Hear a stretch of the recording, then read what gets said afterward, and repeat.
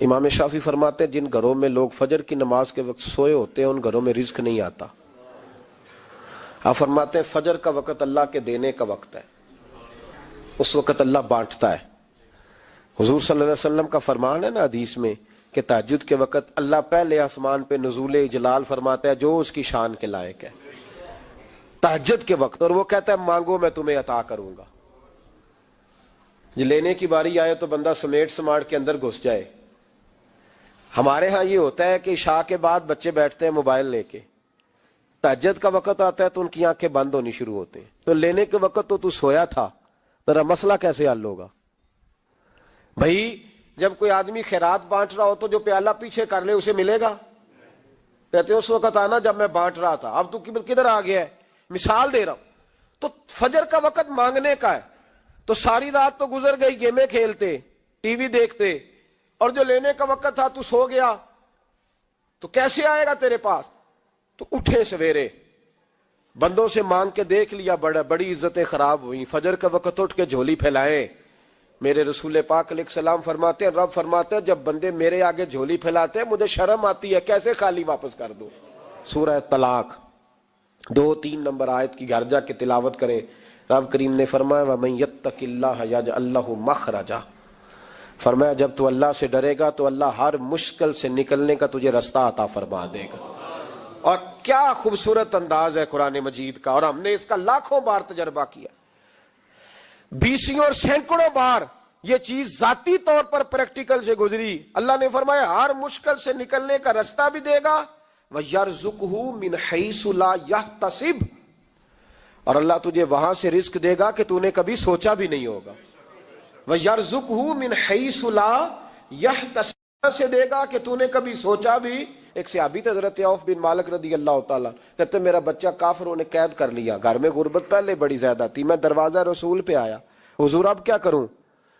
تو کہتے ہیں نبی پاک نے فرمایا بھروسہ اللہ کی ذات پہ کر، توکل اللہ کی ذات پہ کر، اور گھر جا کے تسبیح لے کے میاں بیوی بیٹھ جاؤ اور پڑھو لا حول ولا قوت الا باللہ العلی العظیم، جاؤ پڑھو جا کے.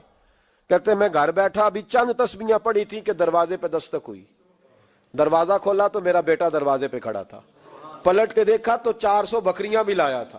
اور میں نے کہا بیٹا یہ کیسے آ گئی؟ کہنے لگے ابا جی مجھے ایک حویلی میں کافروں نے قید کیا ہوا تھا، میں بڑا پریشان تھا، لیکن ابھی تھوڑا دیر پہلے پتہ نہیں کیا ہوا ہے، میں نے یوں ہاتھ لایا تو رسیاں کھل گئی، باہر نکلا ہوں تو 2-3 بندوں پہ نیند کا ایسا غلبہ تھا کہ بے ہوش ہو کے گرے ہوئے تھے.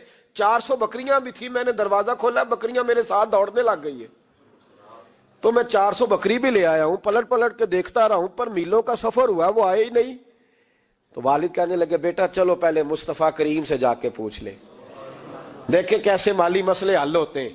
حضور سے جا کے پوچھیں کہ ہمارے لیے جائز بھی ہے کہ نہیں. کہتے ہیں دروازہ رسول پہ جا کے ہم کھڑے ہی ہوئے تھے کہ نبی پاک نے فرمایا دیکھا رب کریم کا فضل، دیکھا، فرمایا تیرا بیٹا بھی آ گیا، تیری غربت کا بھی حل ہو گیا ہے، یہ کافر کا مال ہے، اسے مال غنیمت سمجھ کے استعمال کر، تیرا ہی ہے.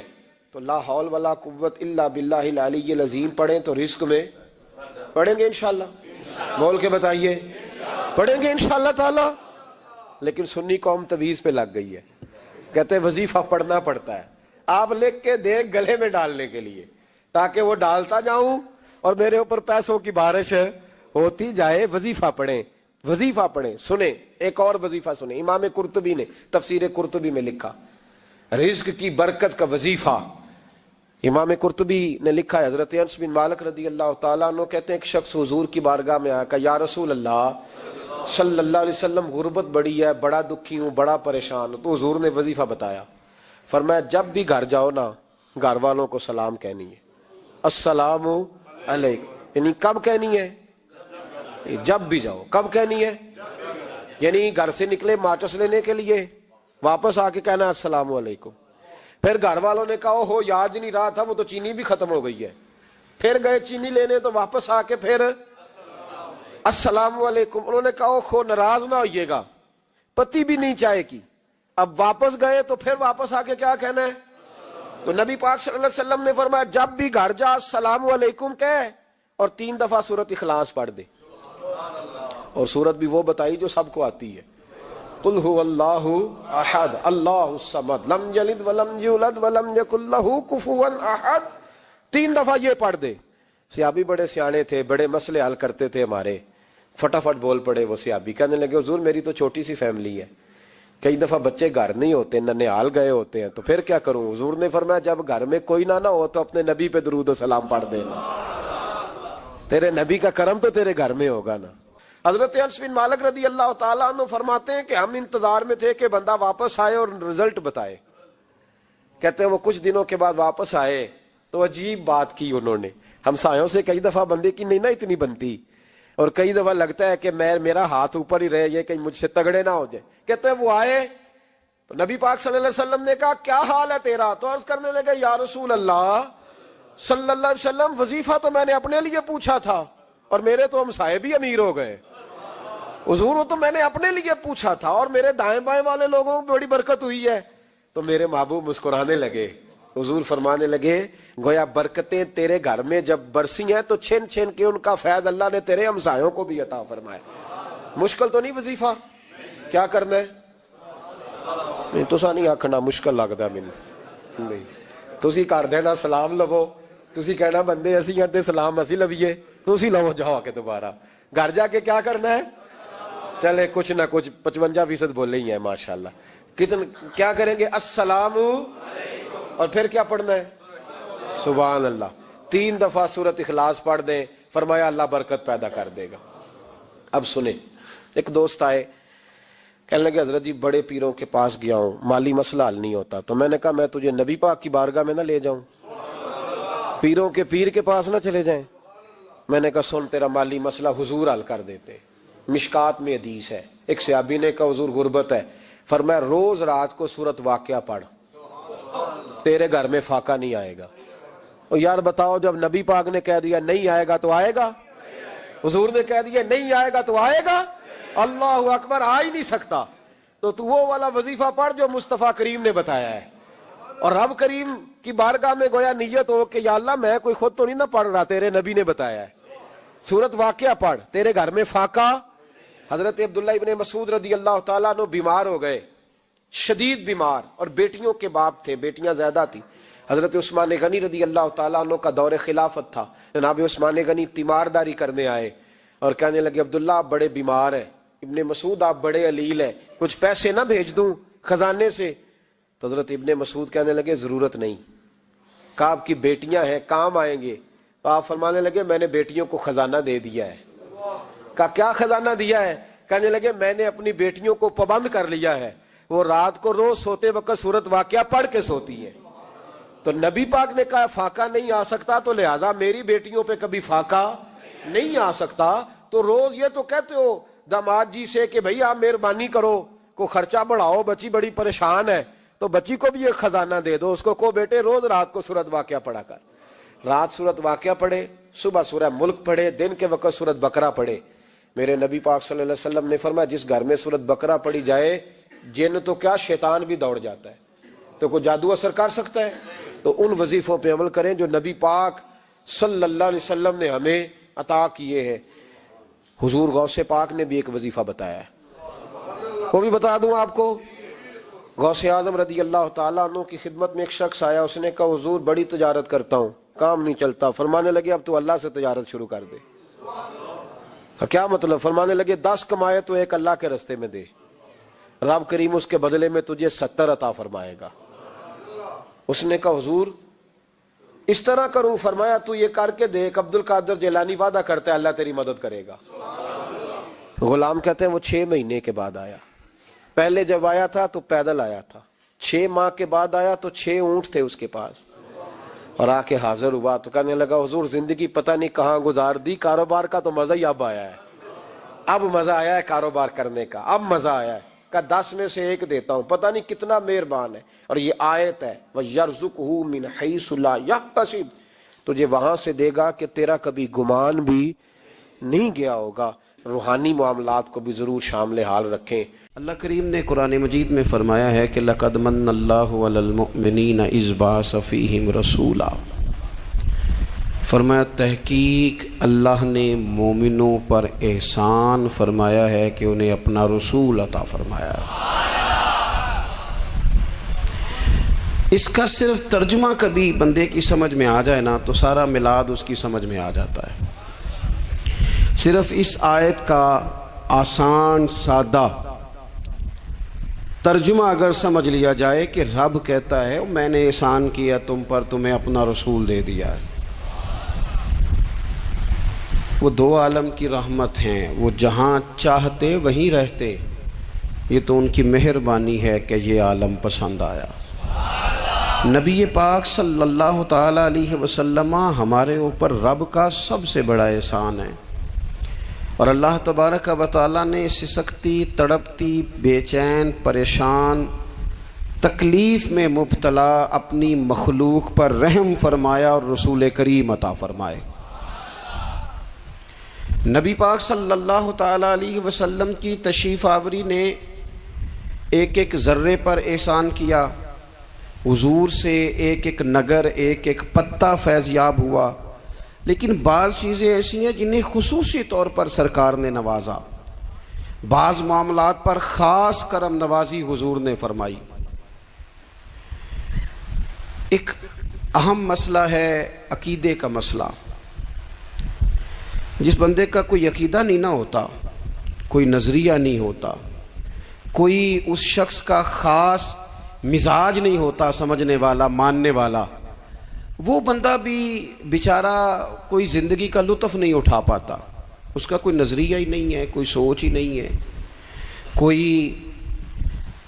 اس کی فکر ہی نہیں ہے اس نے کس طرف جانا ہے. عقیدہ نہ ہو بندے کا. یعنی دنیا میں معاذ اللہ کچھ ایسے لوگ پائے جاتے ہیں جو سرے سے اللہ تعالیٰ کوئی نہیں مانتے. زندگی کیسے گزرے گی؟ وہ اپنی توجہات کا قبلہ کسے بنائیں گے؟ اور پھر دنیا میں کچھ لوگ ایسے گزرے جو کئی خداؤں کے قائل، کئی. اور پھر اہل عرب کا تو یہ حال کہ 360 بتوں کے سامنے جھکتے. مجھے بتائیے جس بندے کو یہی خبر نہ ہو میرا خالق اور مالک کون ہے، جس کو یہی پتہ نہ ہو کہ میرا رزق کہاں سے آتا ہے، میں نے مانگنا کہاں سے ہے، جس سے یہ خبر ہی نہ ہو کہ میری دعاؤں کا رخ کس طرف ہونا چاہیے، اس کی بھی کوئی زندگی ہے؟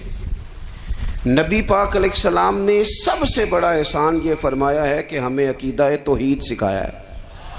حضور نے ہمیں ہر جگہ سے چھڑا کے رب کریم کی بارگاہ میں سجدہ کرنے کا حکم دیا ہے.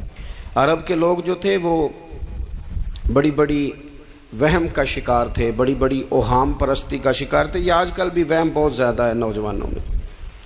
یعنی کوئی فیصلہ پکا ہے ہی نہیں، کوئی پکی بات ہی نہیں کرتے. یہ کر لوں کہ نہ کروں، اگر آپ کہتے ہیں تو کر لیتا ہوں، ویسے اس میں فلانی کمزوری بھی ہے، اور اگر میں نے نہ کیا تو فلاں مشکل بھی ہے. بھئی جس بندے نے قوت فیصلہ ہی نہیں پائی، اس نے ارادہ ہی پکا نہیں کیا کہ اس نے کدھر جانا ہے، تو وہ سفر کیسے کرے گا؟ سفر تو اس بندے کا مکمل ہوتا ہے جو سفر شروع کرتا ہے. عرب کے لوگ بھی بڑے بڑے اوہام پرستی کا قائل تھے. وہ جب قربانیاں کرتے تھے تو ان کا گوشت لا کے کعبے کی دیواروں کے ساتھ ملا کرتے تھے. یہ قبولیت کی علامت ہے. سارے کپڑے اتار کے کعبے کا طواف کرتے تھے. جب احرام باندھ لیتے، حج عمرے کا ارادہ کرتے تو دروازوں سے داخل نہیں ہوتے تھے. وہ کہتے تھے کہ دروازے گناہگار ہیں اور ہم چونکہ اب نیک کام کر رہے ہیں لہذا اوپر سے ہو کے آئیں گے. رسول کریم علیہ السلام نے انہیں ان سارے وہموں سے، ساری پریشانیوں سے، ان ساری بدشگونیوں سے نکال کے کہا اللہ تمہارا مالک ہے، اللہ تمہارا محافظ ہے. ہوگا وہ جو رب چاہے گا. ذرا سی بات پہ سہم جانا، ذرا سی بات پہ ڈر جانا. حضور نے لوگوں کو قوت فیصلہ عطا کی، اور اتنی بڑی قوت فیصلہ حضور نے دی کہ کل تک جو فیصلہ کر نہیں نہ پا رہے تھے، آج انہوں نے اس طرح کے فیصلے کیے کہ اپنی ساری کی ساری اولادیں لے کر وہ میدانوں میں کھڑے ہو گئے. وہ ڈٹ گئے کہ ہم نے کفر کے مقابلے میں جہاد کرنا ہے. انہوں نے طے کر لیا کہ حق کیا ہے، سچ کیا ہے. نبی پاک علیہ السلام نے ہمیں عقیدہ توحید دیا، اور وہ طے کر کے دیا ہے نبی پاک نے. سجدہ سوائے اللہ کے کسی کو جائز اگر کوئی عبادت کی نیت سے کرتا ہے تو سجدہ کفر ہے، اور اگر تعظیم کی نیت سے کرتا ہے تو حرام ہے۔ اعلیٰ حضرت بریلوی رحمۃ اللہ علیہ نے 50 کے قریب دلائل کتاب و سنت سے اور 100 سے زیادہ دلائل فقہ اور اصول فقہ سے بیان فرمائے ہیں کہ کسی اور کے لیے تعظیمی سجدہ بھی حرام ہے۔ نبی پاک علیہ السلام تشریف فرما تھے تو کچھ جانوروں نے آ کے حضور کے قدموں پہ سجدہ کیا، پیش نظر ہے وہ نوبہار، اور سجدے کو دل ہے بے قرار، روکیے سر کو روکیے، یہی تو امتحان ہے۔ کچھ جانوروں نے جب سجدہ کیا تو صحابہ عرض کرنے لگے یا رسول اللہ صلی اللہ تعالیٰ علیہ وسلم ہمارا بھی دل کرتا ہے، تو حضور نے فرمایا بھی سجدہ سوائے رب کے کسی کے لیے جائز نہیں ہے، ہاں اگر جائز ہوتا تو میں خاتون سے کہتا کہ اپنے شوہر کو سجدہ کرے۔ نبی پاک علیہ الصلوۃ والسلام نے حد بندی کر دی۔ اور پھر دیکھیں یہ جو ہم میلاد مناتے ہیں نا، یہ میلاد اللہ تعالیٰ کی توحید کا بہت بڑا اعلان ہے۔ ہم کہتے ہیں نبی پاک کا میلاد ہوا، تو جس کا میلاد ہوتا ہے وہ خدا نہیں ہوتا، جو پیدا ہوتا ہے وہ رب۔ جب ہم میلاد منا رہے ہوتے ہیں تو ہم یہ بتا رہے ہوتے ہیں بھئی حضور خدا نہیں، حضور تو 12 ربیع الاول کو پیدا ہوئے، تو جو پیدا ہو رب پیدا، لم یلد ولم یولد، اللہ تبارک و تعالیٰ پیدا نہیں ہوتا، مالک تو ازلی ابدی شان رکھتا ہے۔ اس لیے عقیدہ توحید بندے کو مضبوط کر دیتا ہے۔ انسان جب عقیدہ توحید والا ہو جاتا ہے، اور نبی پاک علیہ السلام دنیا میں رب کی طرف بلانے آئے، وداعیا الی اللہ باذنہ وسراجا منیرا، حضور نے لوگوں کو اللہ کی جانب دعوت دی۔ جب انسان توحید والا ہو جاتا ہے تو مضبوط ہو جاتا ہے، وہ کسی سے نہیں ڈرتا، وہ سمجھتا ہے ہونا تو وہ ہے جو میرا رب چاہے گا، مجھے پریشان ہونے کی ضرورت کیا ہے۔ پھر اس کا بھروسہ بھی اللہ تعالیٰ پر، اس کی امیدیں بھی اللہ رسول سے، اس کی توجہات کا قبلہ بھی سارا ادھر ہی۔ تو حضور نے لوگوں کو عقیدہ دیا، مضبوط کیا۔ رسول پاک صلی اللہ تعالیٰ علیہ وسلم نے ذہنوں کو پختگی عطا فرمائی۔ تو سب سے بنیادی چیز حضور کا جو احسان ہے وہ عقیدہ ہے۔ پھر بعض خاص طبقات پر حضور نے خاص احسان کیا۔ آج بھی پوری دنیا میں ڈھنڈورا پیٹا جاتا ہے عورتوں کے حقوق کا، پوری دنیا کے اندر، اور بعض لوگ عورتوں کو بڑا دھوکہ دیتے ہیں، کہتے ہیں تمہیں حق نہیں ملتے لہٰذا تم سڑکوں پہ آ جاؤ، معاذ اللہ، تمہیں حق نہیں ملتے لہٰذا تم معاذ اللہ بازاروں کی رونق بن جاؤ۔ عورتوں کو بڑا پریشان کیا جاتا ہے حقوق کے تعلق سے۔ نبی پاک علیہ السلام کی آمد سے پہلے کوئی خاتون کے ساتھ سلوک اچھا نہیں کیا جاتا تھا، اس کا کوئی جائیداد میں حصہ نہیں تھا۔ عورت کا خامد اگر فوت ہو جاتا تو وہ اپنے سسرال کے خاندان کی پراپرٹی بن جاتی، معاذ اللہ، اور جس کے مرضی چاہے سپرد کر دیتے۔ ہندوستان کے بعض علاقوں میں ایسی کبھی رسمیں بھی پائی جاتی تھی کہ بعض عورتیں اپنے خامد کے ساتھ جل جانا مناسب سمجھتی تھی کہ بعد میں کوئی زندگی تو ہوگی نہیں، اور بیوہ خاتون اور طلاق یافتہ خاتون، اس کے بارے میں تو لوگوں کا خیال تھا کہ شاید یہ خاتون بالکل سوسائٹی اور سماج کا حصہ ہی نہیں ہونی چاہیے۔ قربان جائیں، یہ اعزاز میرے نبی پاک نے دیا ہے۔ حضور نے پہلی شادی ہی اس خاتون سے کی ہے جن کا پہلے بھی نکاح ہو چکا تھا، اور خاتون کو حضور نے حقوق دیے، جائیداد میں حصہ دیا۔ کہا جو بیٹیوں کی بہنوں کی پرورش کر کے آئے گا اور اچھی پرورش کر کے انہیں روانہ کر دے گا، جس طرح میری 2 انگلیاں جڑی ہوئی ہیں میرے ساتھ جڑ کے جنت میں جائے گا۔ اور ایک روایت میں فرمایا کہ جب کسی کے ہاں بیٹی پیدا ہوتی ہے نا تو اللہ فرشتوں کو بھیجتا ہے، اور وہ اس کے گرد کھڑے ہو جاتے ہیں اور گھر والوں کو سلام کہتے ہیں، اور کہتے ہیں یہ ضعیفہ ایک ضعیفہ سے پیدا ہوئی ہے، یہ کمزور یعنی صنف کے لحاظ سے کمزور نازک بچی ایک نازک ماں سے پیدا ہوئی ہے۔ فرشتے کہتے ہیں جو اس کی پرورش کرے گا نا اللہ قیامت تک اس کی مدد کرے گا، اس کی ہمیشہ مدد ہوتی رہے۔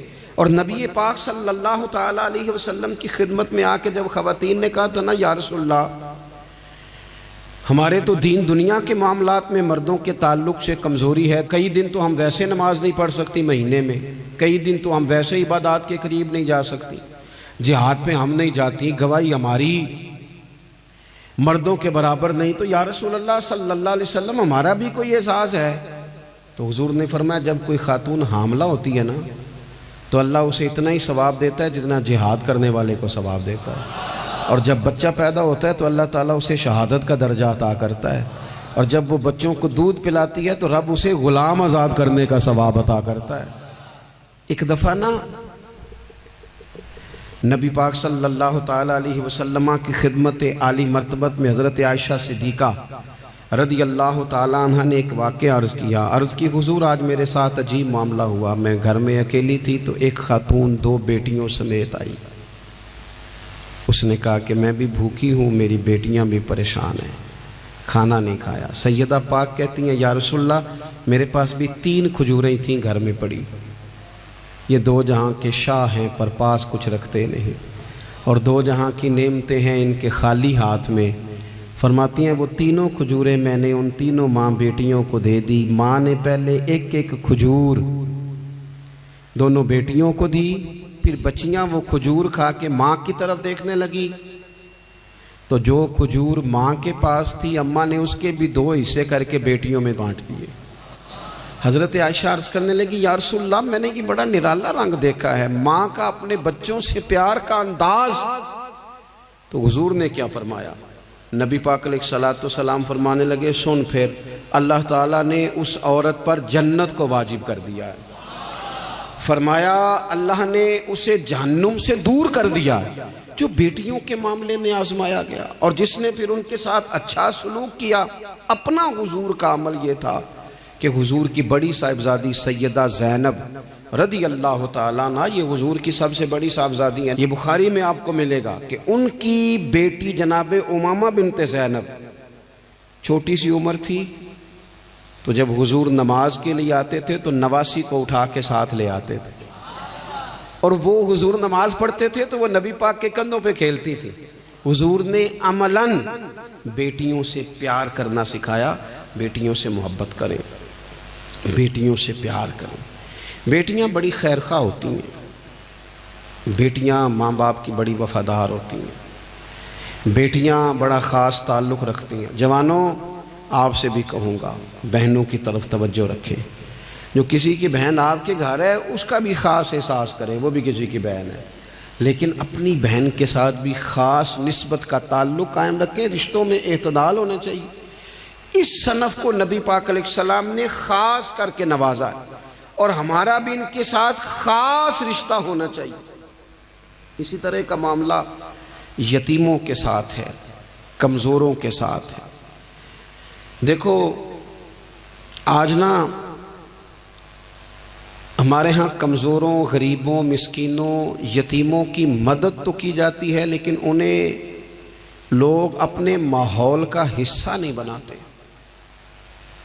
یعنی کبھی گئے تو غریبوں میں آٹا بانٹ آئے، کبھی گئے تو غریبوں میں جا کے کپڑے تقسیم کر آئے، کبھی گئے تو غرباء کو کچھ وقتی طور پر کچھ ضروریات زندگی دے دی، کبھی عیدیاں بانٹ دی، کبھی سیلاب زدگان میں چلے گئے. غرباء کو کچھ نہ کچھ صدقات تو دے دیے جاتے ہیں، ان پر کچھ خیرات تو کر دیا جاتا ہے، لیکن انہیں سوسائٹی کا ماحول کا حصہ نہیں بنایا جاتا. ایسا نہیں ہوتا کہ ان غرباء کے بچوں کو اٹھا کے بڑے شہروں میں لایا جائے، ان کی تعلیم کا خیال کیا جائے، انہیں اپنے ماحول میں رکھا جائے، ان کی بہترین پرورش کا بندوبست کیا جائے. کائنات میں بڑے لوگوں نے کام کیا ویلفیئر کا، بڑے لوگوں نے غریبوں کے ساتھ تعاون کیا، بڑے لوگوں نے محبت کی، سب قابل تعریف ہے. لیکن ہم نے یہ کیا کہ ان کی امداد تو کی لیکن ان کی محرومیوں کا ازالہ نہیں کیا. اور وہ امداد لے رہے تھے تو ان کی پچھلی نسل بھی امداد لے رہی تھی، یہ نسل بھی امداد لے رہی، اور خدا نہ کرے کہ اگلی نسل کو بھی امداد لینا پڑے. میرے نبی پاک صلی اللہ تعالیٰ علیہ وسلم کا انداز کچھ اس طرح کا ہے کہ امام بہقی نے لکھا ہے، حضرت بشیر بن عقبہ رضی اللہ تعالیٰ عنہ کہتے ہیں میرے والد انتقال کر گئے تھے اور میں ایک جگہ پہ بیٹھ کر رو رہا تھا. کہ نبی پاک صلی اللہ تعالی علیہ وسلم میرے قریب سے گزرے، کیوں روتے ہو؟ یا رسول اللہ میرے والد کا انتقال ہو گیا، میری والدہ رخصت ہو گئی۔ تو یہ ہمیں حضور نے سبق دیا ہے، یہ یتیموں غریبوں کا خیال رکھنے کا یہ بھی ایک نقطہ، یہ بھی انداز ہے۔ کائنات کا بڑے سے بڑا درد دل رکھنے والا بندہ یہاں تک نہیں جا سکتا جو میرے رسول کریم نے بیان فرمایا۔ کہتے ہیں نبی پاک علیہ السلام فرمانے لگے، بشیر بن عقبہ کیا تو اس بات پر راضی نہیں کہ میں تیرا باپ ہوں اور عائشہ تیری ماں ہو؟ آنا تجھے ہم شامل کر لیں اپنے گھرانے میں، آ جانا، مکمل تیرے معاملات کا خیال کیا جائے، تو آ جا۔ اتنا بڑا درجہ نبی پاک نے تو حضرت سلمان فارسی کے بارے میں بھی فرمایا کہ میں نے انہیں اپنی اہل بیت میں شامل کر لیا۔ رسول اللہ صلی اللہ تعالی علیہ وسلم غرباء کے لیے، مساکین کے لیے، یتیموں کے لیے، ناداروں کے لیے جو خاص احسان بن کے آئے، وہ یہ والا لہجہ نہیں کہ ہم مطمئن ہو گئے کہ ٹھیک ہے ہم گئے تو تھے، اتنے پیکٹ بانٹ تو آئے، اتنا کچھ ہم نے دے تو دیا، فلانا کام کر تو لیا، اور وہ بھی کب تک کیا؟ جب تک خبریں تیز تھیں۔ ہمارے ملک میں سیلاب آیا، میڈیا نے خبر دی، شور ہوا، لوگوں نے بڑی کوشش کی، الحمدللہ بڑے اچھے جذبات کا اظہار کیا، ڈھیر سارے لوگ وہاں گئے۔ میں آپ سے پوچھتا ہوں کہ کیا سیلاب زدگان سارے اپنے اپنے گھروں میں چلے گئے؟ ان کے گھر بن گئے، لیکن ہمارے جذبے کیوں ٹھنڈے ہو گئے؟ اس لیے کہ خبریں ٹھنڈی ہو گئی۔ ہم تو چلتے ہیں ٹرینڈ کے ساتھ کہ آج کل ٹرینڈ کیا ہے، اگر خبر ادھر کی ہے تو ذوق ادھر کا ہے، خبر ادھر کی ہے تو ذوق ادھر کا ہے۔ دیر پا کام کرنا اور خاص جذبات پیدا کرنا ان لوگوں کے لیے۔ حضرت سیدنا عبداللہ بن ابی اوفا رضی اللہ تعالیٰ عنہ روایت کرتے ہیں، ایک یتیم بچہ آیا تھا، اس نے عرض کی حضور میری ماں بھی بھوکی ہے اور میری ایک ہمشیرہ ہے وہ بھی بھوکی ہے، اے روٹی دا دکھ نہ پوچھو، روٹی تے بندہ کھا جاندی دے۔ یہ جو بھوک ہوتی ہے نا، بھوک، بہت سارے لوگ نا، میں ایک شادی میں تھا تو وہاں ایک دو لوگ کھانا کھا رہے تھے، تو بعض لوگ انہیں دیکھ دیکھ کے مذاق کر رہے تھے، ویڈیو بنا رہے تھے، کہتے دیکھو کھانا ہی نہیں آتا، کیا انداز ہے، سارا ان کا منہ جو ہے وہ کھانے سے بھر گیا، ہاتھ دیکھو کہاں تک ان کے لتھڑ گئے، کیا انداز ہے۔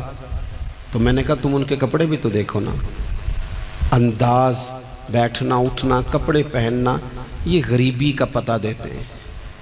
بھوک جب تیز لگی ہو پھر کھانے کے آداب لوگوں کو یاد نہیں رہتے۔ غربت نے میرے بچوں کو تہذیب سکھا دی، اب وہ سہمے ہوئے رہتے ہیں، شرارت نہیں کرتے۔ وہ عزیز، ہوتا یہ ہے کہ جب انسان کو بھوک شدید لگی ہو نا، پھر اسے ڈاکٹر کی ہدایات نہیں یاد رہتی، پھر تو پیٹ کی آگ بجھانے کو لوگ دوڑتے ہیں۔ تو کہتے ہیں اس بچے نے آ کے عرض کی، یا رسول اللہ صلی اللہ تعالی علیہ وسلم ماں بھی بھوکی ہے، بہن بھی بھوکی ہے۔ حضور نے نا اسے 21 کھجوریں عطا فرمائیں، فرمایا 7 تیری، 7 تیری بہن کی، 7 تیری والدہ کی۔ اور یہ حضور نے 21 کھجوریں دی ہیں، یہ نبی پاک نے 21 دی ہیں۔ ہاں یہ حضور نے 21 دی، اور حضور تو اشارہ بھی کر دینا تو پھر روٹی ساری زندگی ختم نہیں ہوتی۔ وہ حضرت ابو ہریرہ کو بھی ملی تھی، فرماتے ہیں میں کئی سال کھاتا رہا، 1 کلو کھجوریں تھی پر ختم ہی نہیں ہوئی۔ 21 کھجوریں حضور نے دیں۔ حضرت معاذ بن جبل رضی اللہ تعالیٰ عنہ اٹھے اور دوڑ کے جا کے نا اس یتیم کے سر پہ ہاتھ پھیرا اور کہنے لگے پتر اللہ تجھے اپنے والد کا جانشین بنائے۔ تو حضور فرمانے لگے معاذ یہ تم نے کیا کیا؟ عرض کی حضور اس بچے کی بات سن کے میرا دل بھر آیا ہے، محبت نے انگڑائی لی ہے تو میں نے یتیم کے سر پہ ہاتھ پھیرا ہے۔ یہ دیکھو حضور کا رشتہ۔ نبی کریم فرمانے لگے سن پھر، جس نے کسی یتیم کے سر پر محبت سے ہاتھ ہی پھیر دیا نا تو اللہ ہر بال کے بدلے اسے ایک نیکی بھی عطا کرے گا، ایک گناہ بھی معاف کرے گا، اور ایک درجہ بھی بلند فرمائے گا۔ چلو ہاتھ ہی پھیر دیا، تو نے کچھ تو کیا یتیم کے ساتھ، تیرا کوئی تو اس سے رشتہ ہوا۔ اور تیسرا طبقہ ہے غلاموں کا، مسکینوں کا۔ غریبوں کا. میں اور آپ اس ملک میں رہتے ہیں جہاں کچھ لوگوں کو کھانا بھی نہیں وقت پہ ملتا، اور کچھ لوگ 5 لاکھ روپیہ گاڑی کا اس لیے اضافی دے دیتے ہیں کہ مجھے ذرا نا نیو ماڈل جلدی چاہیے. یعنی ایک طرف ملک کی حالت یہ ہے کہ بعض لوگوں کے پاس پیسے نہیں ہیں کہ بچوں کی فیس بھر سکیں، لیکن دوسری طرف حال یہ ہے کہ نئے ماڈل کا موبائل اگر مارکیٹ میں آتا ہے تو وہ ختم ہو جاتا ہے، ملتا ہی نہیں، وہ شارٹ ہو جاتا ہے. کچھ لوگوں نے اس طرح کیا ہے کہ انہوں نے یہ سمجھا ہے کہ دولت شاید موج کرنے کے لیے ہمیں دی گئی ہے، ہم طرح طرح کے کھانے کھائیں، طرح طرح سے چیزیں اوڑیں، طرح طرح کے معاملات کریں. انہوں نے یہ طے کر لیا ہے. اس کا نقصان کیا ہوا ہے؟ اس کا نقصان یہ ہوا ہے کہ کچھ لوگ غربت کی سطح سے نیچے آ گئے ہیں بیچارے. نبی پاک کا جو احسان ان غریب لوگوں پر ہے. حضور علیہ السلام کے پاس نا حضرت عبداللہ ابن عمر روایت کرتے ہیں اور طبرانی میں موجود ہے، حضور کے پاس نا 10 دینار تھے. ہمارے پاس بھی پیسے ہوتے ہیں نا،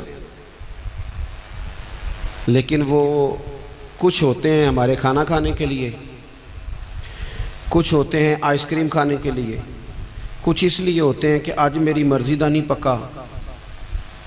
لہذا میں نے، ہمارے ایک دوست ہیں وہ کہتے ہیں کہ آج کل یہ ماحول بن گیا ہے کہ بچے اگر کہتے ہیں نا کھانا میری مرضی کا نہیں، تو اماں کہتی ہے جا تو برگر کھا لے. کہتے ہیں ہمارے دور میں یوں نہیں ہوتا تھا.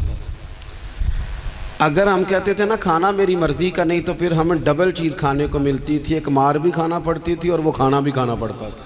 اور پھر کچھ پیسہ لوگوں نے صرف اس لیے سنبھال کے رکھا ہوا ہے کہ جو اضافی چیزیں ہیں نا، اضافی، میرا ویسے تجربہ نہیں ہے اور نہ میں نے زیادہ گہرائی سے دیکھا ہے، بس مجھے بتایا گیا ہے، اور پتہ نہیں اب بات درست ہے کہ نہیں، مجھے بتایا گیا ہے کہ پہلے لڑکیاں بیوٹی پارلر جاتی تھی، اب سنا ہے لڑکے بھی جاتے ہیں. اب خدا جانے یہ بات سچ ہے کہ غلط ہے. یہ جو اضافی اخراجات ہیں نا، یہ اگر ہم تھوڑے سمیٹ لیں، یعنی مولا علی شیر خدا کرم اللہ تعالی وجہہ الکریم مزدوری کر کے نکلے تو 2 کلو کھجوریں تھیں. حضور بس فرمانے لگے 1 کلو میرے بچے کھائیں گے اور کلو مدینے کے غریب بچے کھائیں گے. یعنی کل 2 کلو ظاہری طور پر کھجوریں ہیں، اس میں بھی دوسروں کا حصہ. ہمارے پاس جو مال آتا ہے اگر تھوڑا سا نا ہم اسے یہ نہ سمجھ لیں کہ میرا ہی حق ہے، کسی کو اس میں سے ایک لقمہ بھی نہیں ملنا چاہیے. اگر ہم تھوڑا سا نا دل کشادہ کریں تو 3 لوگوں کا کھانا 4 بھی کھا سکتے ہیں، 4 کا کھانا 5 بھی کھا سکتے ہیں، 6 کا کھانا 7 کا کھانا 10 بھی کھا سکتے ہیں. شرط یہ ہے کہ دل کشادہ ہو. دل دریات سمندروں ڈونگے کون دلاں دیا جانے، تھوڑی سی نا کشادگی پیدا کی جائے. حضرت عبداللہ ابن عمر کہتے ہیں نبی کریم علیہ السلام کے پاس نا 10 دینار تھے. ویسے تو کائنات ہی میرے نبی کی مٹھی میں ہے، لیکن ظاہری طور پر 10 دینار تھے. حضور ایک دکان پہ گئے، 4 دینار کا حضور نے ایک جوڑا خریدا، کپڑے خریدے. وہ قمیض حضور نے پہنی تو ایک انصاری آگے بڑھ کے عرض کرنے لگے حضور میرا بڑا دل کر رہا ہے، یہ مجھے نہیں دے دیتے آپ؟ تو حضور خوش ہو گئے. یہ میرے محبوب کا دروازہ ہے کہ جب کوئی مانگتا ہے تو حضور خوش ہو جاتے. نبی کریم سے مانگا اس شخص نے تو حضور خوش ہو گئے، اور محبوب نے وہ کرتا، وہ کپڑے اتار کے اس انصاری کو عطا کر دیے، اور 4 دینار کے اور خرید لیے، باقی بچے 2 دینار. نبی کریم وہ لے کے نکلے، رخصت ہوئے گھر جانے کے لیے، تو رستے میں خاتون کو روتے ہوئے دیکھا. حضور رک گئے، فرمایا کیوں رو رہی ہو؟ عرض کرنے لگی یا رسول اللہ صلی اللہ تعالی علیہ وسلم میں فلاں آدمی کی کنیز ہوں، نوکرانی ہوں، اس نے آٹا لینے بھیجا تھا 2 دینار کا، وہ 2 دینار گم ہو گئے. حضور نے 2 دینار اسے عطا کر دیے. وہ دیے تو وہ پھر رو رہی تھی. فرمایا اب کیوں روتی ہو؟ کہنے لگی یا رسول اللہ ڈرتی ہوں دیر بڑی ہو گئی یا مار ہی نہ پڑے. تو حضور نے فرمایا چل نہ میں تیرے ساتھ چلتا ہوں. حضور ان کے گھر گئے، وہ اہل ایمان کا گھر تھا جن کی وہ کنیز تھی. جا کے کہا السلام علیکم، اندر سے جواب ہی نہیں آیا. پھر فرمایا السلام علیکم، کوئی جواب ہی نہیں آیا. محبوب کا طریقہ مبارکہ تھا 3 دفعہ دستک، پھر واپسی. تیسری دفعہ کہا السلام علیکم تو وہ سارے بول پڑے وعلیکم السلام یا رسول اللہ. حضور ماں باپ قربان. تو حضور فرمانے لگے میں نے پہلے بھی 2 دفعہ سلام لیا, بولا کوئی نہیں. کہا یا رسول اللہ اپنے نصیب تھے نا کہ ہم پہ سلامتیاں بھیج کون رہا ہے, ہم نے سوچا ذرا 3 دفعہ مل جائے سلامتی, ذرا مل جائے نا. حضور سلامتی بھیج رہے ہیں تو آتی رہے نا. تو محبوب کریم علیہ السلام فرمانے لگے یہ تمہاری کنیز وہاں کھڑی رو رہی تھی, اس بیچاری کے 2 دینار گم ہو گئے تھے, اسے دوبارہ سامان لاتے کچھ دیر ہو گئی, اس پر سختی نہ کرنا, مارنا نہ. غلام کہنے لگے حضور اس خاتون کے قربان جائیں جو ہمارے کریم رسول کو ہم جیسے غریبوں کے گھر تک لے آئی ہے, مارنا کیا, ہم اسے آزاد کرتے ہیں, یہ آزاد ہے اللہ کی رضا کے لیے. یہ دیکھو یہ میرے نبی پاک کا انداز ہے. حضور نکلے تو جناب عبداللہ ابن عمر فرماتے ہیں رسول کریم فرمانے لگے شکر ہے اللہ تعالیٰ کا, 10 دینار تھے, ایک انصاری نے بھی قمیض پہن لی, میں نے بھی قمیض پہن لی, اور رب نے کنیز کو آزاد بھی فرما دیا. یہ انداز ہمیں نبی کریم نے دیا ہے کہ ہم اپنے دولتوں میں, اللہ کی عطاؤں میں غرباء کو, قریبیوں کو, رشتہ داروں کو, بہن بھائیوں کو تھوڑا شریک کر لیں تاکہ وہ جو آسودگی اللہ نے ہمیں دی ہے اس میں سے دوسروں کو بھی کچھ نفع ملے. اور ایک بات آخر میں آپ کی خدمت میں یہ عرض کرنی ہے کہ جو زیر دست لوگ ہوتے ہیں نا, غلام, ملازم, نوکر,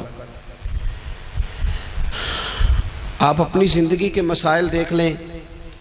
جن لوگوں کے پاس لاکھوں آتا ہے, کبھی ہزاروں آنے بیچارہ, کبھی نوکر بھی تو ٹینشن میں ہو سکتا ہے نا, ملازم کو بھی تو کبھی ٹینشن ہوتی ہے نا, اس کے ساتھ بھی تو مسائل وابستہ ہے نا. حضرت سیدنا ابو مسعود انصاری رضی اللہ تعالیٰ عنہ بیان کرتے ہیں کہ مجھے اپنے غلام پہ غصہ آیا تو میں اسے مار رہا تھا, نبی کریم تشریف لے آئے, حضور نے ایک جملہ کہا تو میں رو پڑا. حضور فرمانے لگے جتنا اختیار تجھے اس پر حاصل ہے نا, اس سے کہیں بڑھ کر رب کو تیرے اوپر اختیار حاصل ہے, لہٰذا اللہ سے ڈر, اس کے معاملے میں اللہ سے ڈر. اور پھر حضور تو صرف غلام نہیں, جانوروں کے حق تک کا خیال فرماتے. ایک جگہ تشریف لے گئے تو اونٹ آپ کے پیروں پہ سر رکھ کے رویا, نبی کریم نے اس کی پشت پہ ہاتھ پھیرا, فرمایا اس کے مالک کو بلاؤ نا. جب وہ آیا تو کیا ارشاد فرمایا, فرمایا تو اس کے معاملے میں اللہ سے نہیں ڈرتا, اس نے شکایت کی ہے کہ تو اس کی طاقت سے زیادہ بوجھ ڈالتا ہے, چارہ اور پانی بھی وقت پر نہیں دیتا. یہ حضور کے احسانات ہیں, ہمیں ان احسانات کا خاص خیال رکھنا چاہیے. اور یہ جو ایام ہے عید میلاد النبی کے, ان ایام میں بالخصوص ہمیں غریبوں کے ساتھ, یتیموں کے ساتھ, بیواؤں کے ساتھ, مساکین کے ساتھ, لاچاروں کے ساتھ اس لحاظ سے زیادہ مدد کرنی چاہیے کہ میرے رسول پاک انہی کے لیے تو زیادہ رحمت بن کے آئے, انہی کا تو محبوب نے خیال زیادہ فرمایا, انہی کے بارے میں تو ہمیں تلقین زیادہ فرمائی. وہ اپنے پرائے کا غم کھانے والا, مرادیں غریبوں کی بھر لانے والا, مصیبت میں غیروں کے کام آنے والا, وہ نبیوں میں رحمت لقب پانے والا. تو نبی پاک علیہ السلام کے غلاموں, یہ ہمیں سیکھنا ہے, اس پر ہمیں عمل کرنا ہے. اللہ کریم کی بارگاہ میں دعا ہے اللہ ہماری حاضری کو قبول فرمائے. آخر دعوانا ان الحمدللہ.